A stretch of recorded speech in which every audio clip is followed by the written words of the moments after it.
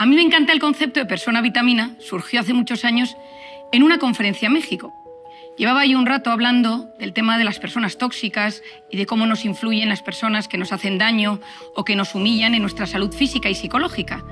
Y en un momento dado me di cuenta que llevábamos demasiado tiempo hablando de la palabra tóxico y dije, hay que cambiar la forma en la que hablamos de las personas y de la que hablamos de nosotros mismos. Y se me ocurrió el concepto persona vitamina. Al final influye poderosamente cómo decimos las cosas, los términos que empleamos para hablar de los demás y de nosotros mismos. Empezaría contestando tu pregunta con una idea muy importante. Para estar bien con alguien, lo primero es estar bien con uno mismo. Estar bien con uno mismo significa que me conozco, que me comprendo, porque comprender me alivia, que soy capaz de aceptar mis limitaciones, aceptar que hay cosas que no puedo cambiar, aceptar que he cometido errores, aceptar que soy imperfecto en parcelas de mi vida y, por otro lado, decidir superar aquello que me duele, que me hiere, que llevo enquistado en mi vida, aprender a superar pequeños traumas, sufrimientos, porque si yo no me conozco, me comprendo, me acepto, es mucho más difícil que sea vitamina para los demás.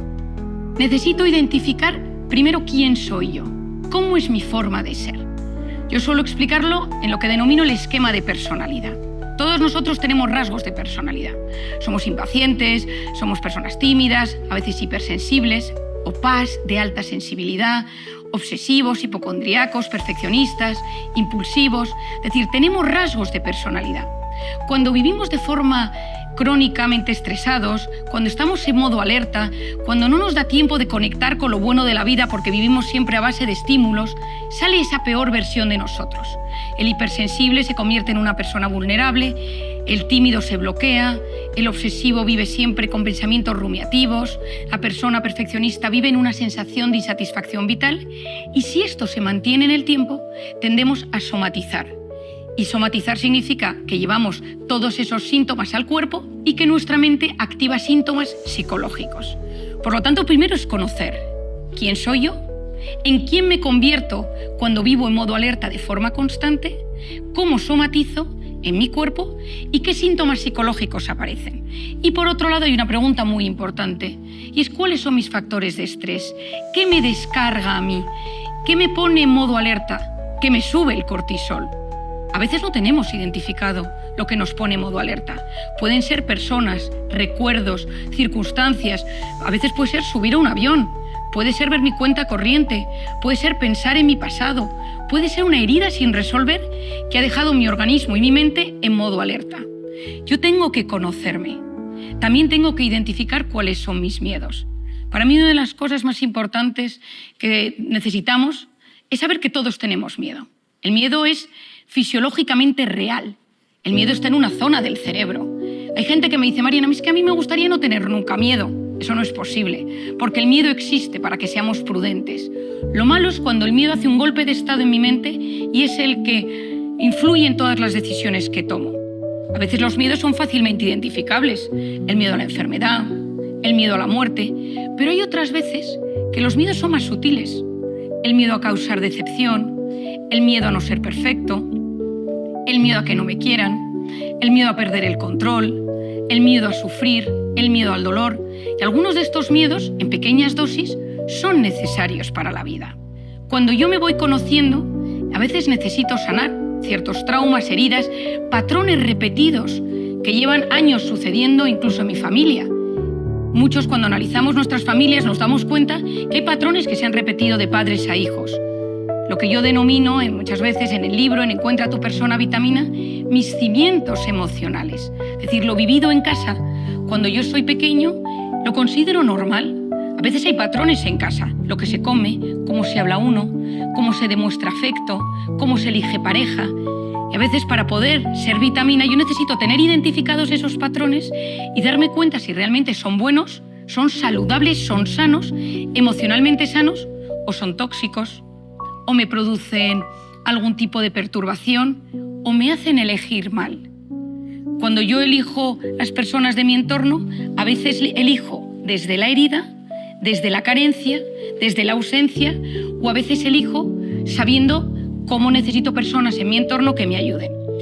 Para ser persona vitamina identifico, conozco, supero y luego tengo que saber una idea importantísima. Se han hecho estudios a nivel mundial de qué es aquello que nos hace envejecer de la forma más saludable posible. Y se ha visto después de múltiples estudios en la Universidad de Harvard que lo más importante son las relaciones. Sentirse solo enferma, no sentirme querido enferma, sentirme humillado enferma. La soledad es profundamente tóxica.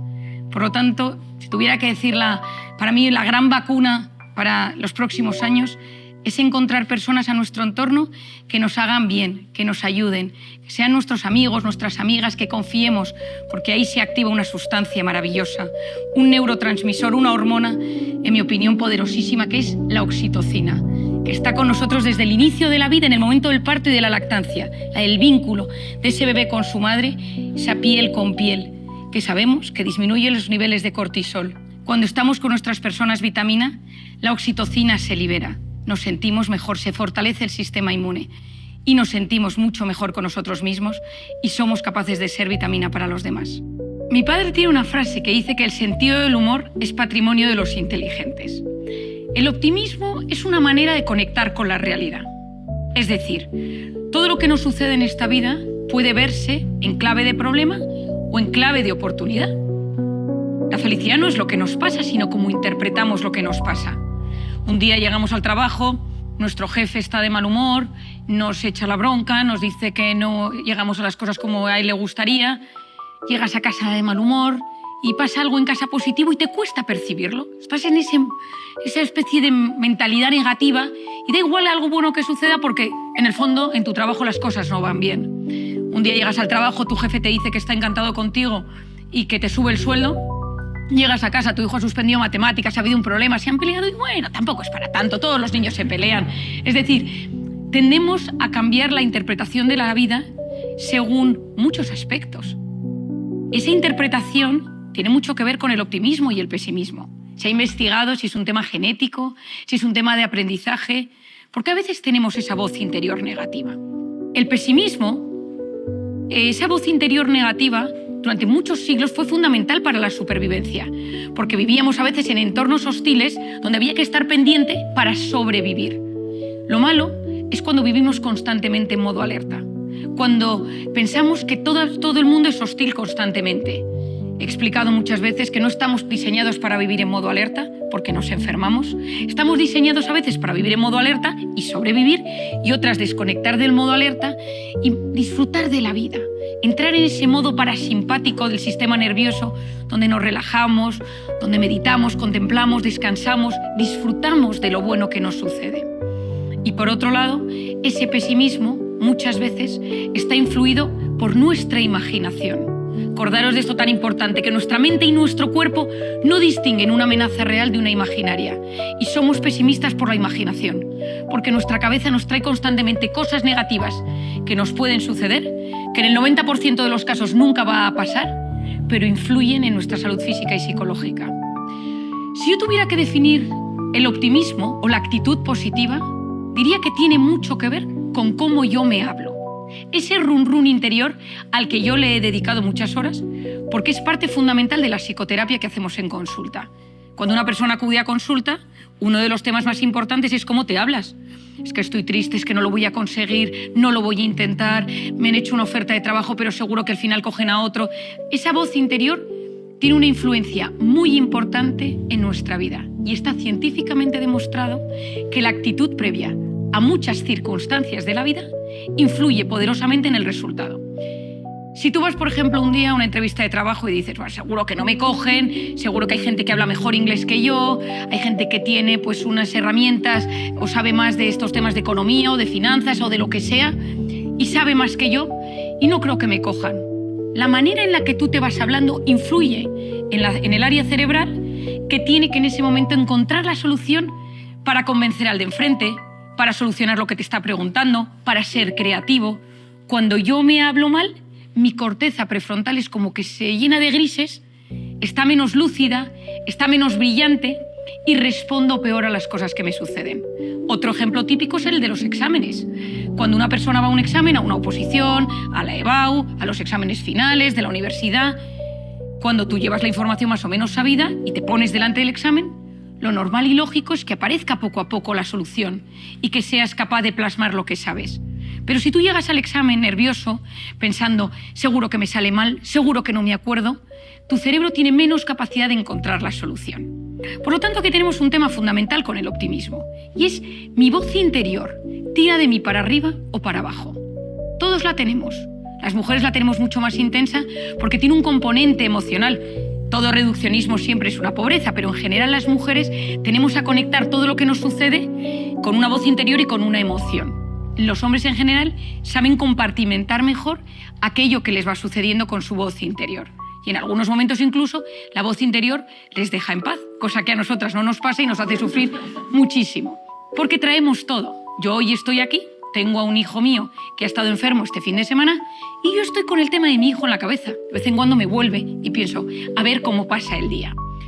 La voz interior influye poderosamente, como decíamos, en el resultado de muchas de las cosas que nos suceden. La voz interior influye en el sistema inmune. El optimismo, por lo tanto, influye en el sistema inmune. Influye en la forma que yo tengo de afrontar la enfermedad. Porque la felicidad, en mi opinión, es una palabra muy manida, la felicidad, pero yo suelo decir que la felicidad es disfrutar de lo bueno cuando llega y gestionar lo malo cuando llega. Todos los que estamos aquí, incluida yo, por supuesto, y los cámaras y todo el equipo, todos estamos librando batallas en temas de nuestra vida. A todos nos preocupan muchas cosas. No conozco una vida sin batallas. Por muy guapo, muy rico, muy poderoso, todos tenemos cosas que nos preocupan. En la microvida que llevamos, todos tenemos algún tema. De pareja, de salud, de algo de nuestras heridas sin resolver, del futuro, del pasado, del presente. Pero la clave es cómo yo me hablo de esas cosas que me están sucediendo. Si yo me hablo en negativo de todo lo que me sucede, porque a veces las cosas que nos suceden son muy dolorosas, eso influye en cómo yo voy a ser capaz de gestionarlo. ¿Se puede educar el optimismo? Se puede educar el optimismo. Tenemos esa neuroplasticidad maravillosa con esa frase de Ramón y Cajal, nuestro querido Premio Nobel de Medicina, que decía, todo ser humano, si se lo propone, ahí está la clave, si se lo propone, puede ser escultor de su propio cerebro. ¿Por qué si se lo propone es tan importante? Porque esa es la parte de actitud, de yo arranco y lo intento. Si yo soy de los que piensa que el optimismo no sirve para nada, nunca me lo propondré. Y para eso lo primero es identificar cómo me trato, identificar cómo hablo, en general, cómo es mi discurso, cuál es el tipo de palabras que yo suelo emplear. Soy de los que siempre estoy hablando en negativo, criticándolo todo, juzgando, o intento que haya un discurso un poco más neutro o positivo. ¿Cómo hablo de los demás? ¿Cómo hablo de mis decisiones, de mi pasado, de mi presente, de mi futuro? Empezar a visualizar cosas buenas de la vida. A veces tenemos a tener ese filtro, esas gafas que nos hacen verlo todo de forma grisácea, donde no vemos más que problemas y no vemos oportunidades. Cuando hablo de visualizar, significa a veces visualizar ilusiones. Suelo decir que no importa hacer castillos en el aire, siempre y cuando seamos capaces de crear cimientos bajo esos castillos. Soñar en grande, actuar en lo pequeño. Quiero ser médico, de acuerdo, pues ponte a estudiar.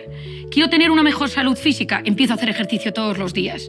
Quiero encontrar pareja, quiero conseguir un trabajo en Estados Unidos, para querer, el querer es maravilloso. El tema es que yo sea poco a poco capaz de ir fraguando esas herramientas para conseguirlo. El optimismo es una forma de conectar con la realidad y de ver la realidad. Pero lo importante es que bajo ese optimismo yo vaya desarrollando herramientas para conseguir fomentar esa voz interior positiva. Pero hay momentos en la vida en la que somos incapaces de activar ese optimismo, porque hemos sufrido mucho, porque estamos atravesando una depresión, un problema de salud grave, tenemos circunstancias muy adversas y cuando no tenemos ni una herramienta para activar el optimismo, porque la vida ha sido muy dura, o está siendo muy dura con nosotros, que no tengamos miedo a pedir ayuda para que alguien nos reconduzca hacia una nueva manera de mirar la realidad. Volver a ver la realidad con nuevos ojos, que sabemos que eso a la larga mejorará nuestra salud física y psicológica.